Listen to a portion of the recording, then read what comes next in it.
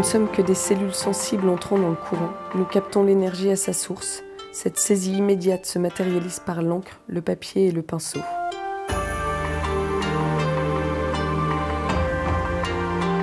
Tang Haiwen est né à Xiamen, dans le sud-est de la Chine. Sa famille déménage à partir de la fin des années 30 en Indochine, là où Tang Haiwen effectivement va être inscrit dans une école française et va apprendre donc le français et va être initié notamment par son grand-père à l'art de la calligraphie.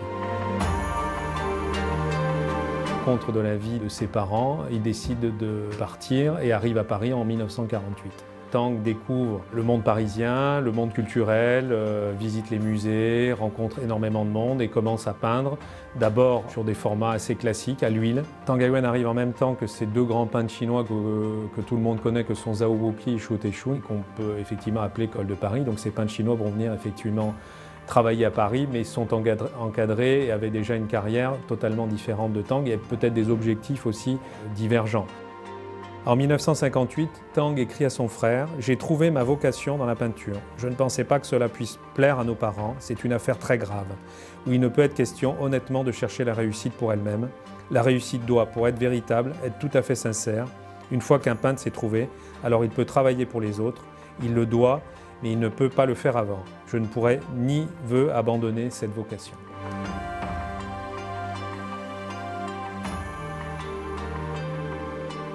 C'est à partir des années 60-70 qu'il va pleinement se mettre au travail de l'encre et avec notamment cette marque de création artistique et le diptyque où il va travailler à l'encre, à la fois sur des petits diptyques et sur des grands diptyques que nous avons donc dans cette vente assez exceptionnelle.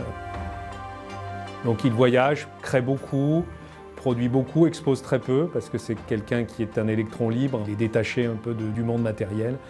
Il crée donc sur ce support de feuilles à l'encre en s'imprégnant effectivement de tout ce qui a été son enseignement et de toute sa culture chinoise de l'origine.